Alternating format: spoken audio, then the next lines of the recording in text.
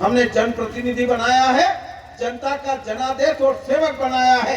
Congress party अधिकार देगी, आपका पंच को अधिकार देगी, सरपंच को देगी, जिला और जनपद को देगी, तभी हमारा गांव समृद्ध बन सकता है। हमें पैसे से तोल रहे हैं लोग। हमें पैसा नहीं चाहिए, हमें अधिकार चाहिए, और वो अधिकार चाहिए जो गांधी के सपनों का अधिकार था, वो सपना जो राजीव गांधी जी ने देखा था। हमें वो सपना पूरा करना है जो दिग्विजय सिंह जी की सरकार में गांव के बेटे को मजबूती बनाई। हमारे यहाँ स्थिति आज, मैं किसान आंदोलन में कांग्रेस पार्टी की बदौलत बच पाया हूं। मंदसौर गोलीकांड का मुख्य आरोपी सरकार ने मुझे बनाया और 19 मुकदमे लादे। सिर्फ एक ही शर्त थी कि आप बीजेपी ज्वाइन कर लो, सब मुकदमे माफ हो जाएंगे। लेकिन एक एक कांग्रेस के कार्यकर्ता को बोल देता हूं मैं, अगर डर गए हो तो मर जाओगे।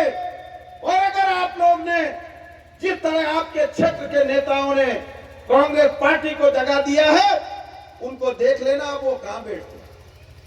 पलक पावड़े बिछाती थी जनता, फूल मालाएं डाल डाल कर रस्तों में स्वागत करती थी, और आज दशा उनकी देख लेना आप। ये दशा उनकी नहीं है, उनकी तो दुर्दशा होकर रहेगी।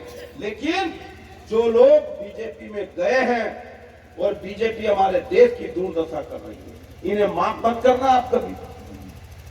आज हमारा नौजवान की बात होती है, तो दिग्विजय सिंह जी की सरकार थी, उसके बाद कभी भी गांव का बेटा, दिग्विजय सिंह जी की कल्पना थी कि गांव का बेटा सचिव बने, गांव का बेटा मास्टर बने, गांव का बेटा डॉक्टर बने, गांव का बेटा इंजीनियर बने। मुझे बताओ, इन बीजेपी वालों ने कभी मास्टर की भर्ती करी है? चुनाव आता है और ये घोषणा करते हैं 1 लाख भर्ती हो जाएगी। मैं आपको बता रहा हूं, मंडी के चुनाव ये कराने में सक्षम नहीं है। मंडी में कर्मचारी नहीं है। मंडियों में हम जाते हैं तो गार्ड के भरोसे हमारी मंडियां चलती है। कहां जाएगा?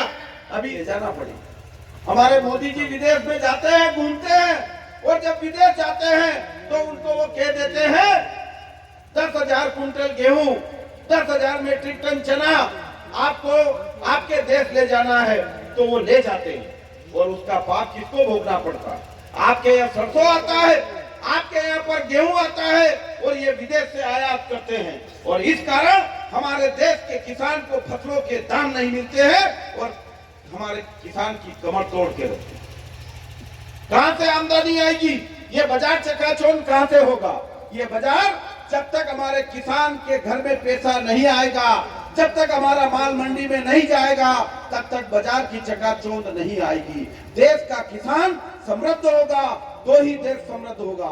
और ये व्यापारी लोग हमारे देश के किसान को और ग्रामीण क्षेत्र का काम रोकने का काम कर रहे हैं। इनको माफ मत करना, नहीं तो जैसे ही चुनाव आए ये चालू हो जाएंगे, धर्म के नाम पर दुकान खोल लेंगे, ये गौ माता के नाम पर वोट मांगेंगे, ये हिंदू मुस्लिम के नाम से झगड़ा कराने का काम करेंगे।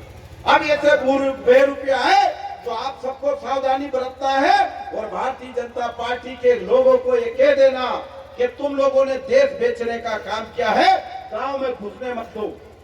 तभी हमारा गांव बचेगा, तभी हमारा देश बचेगा, तभी हमारे मंडी के चुनाव होंगे, तभी पंचायतें हमारी सक्षम होगी, और तभी गांव के लोगों की पूछ परख होगी। इसलिए मैं डीपी धाकड़ आप सबसे 1000 किलोमीटर दूर से ये वचन लेने के लिए आया हूं कि यहाँ की जनता इस बात को ठान ले, पूरे मध्य प्रदेश के किसान, आपके क्षेत्र के एक नेता की वजह से हमारा पूरा किसान बिरादरी बर्बाद हुई है। किसानों का कर्जा माफ हो रहा था, बिजली का बिल 100 रुपए आ रहा था, और उसके बाद कर्मचारियों के नाम पर वो नेता भारतीय जनता पार्टी ज्वाइन कर लेते हैं, और उसका पाप कौन भोग रहा है? आज बिजली के बिल अभी बता रहे थे, अभी तो रुक जाइए, 5-5 हजार रुपए बिजली का बिल घर को आने वाला है। खेत कुएं के बिल की तो बात ही मत करिए, नौकरी मिलेगी नहीं। और नेताजी मंत्री बन गए, काय के मंत्री? बिना वजह माननीय ज्योतिरादित्य सिंधिया जी को मंत्री बनाया। हमारे यहाँ कहावत है कि जो यहाँ पाप करेगा उस पाप को यही भोगना पड़ेगा। होगा कि नहीं होगा?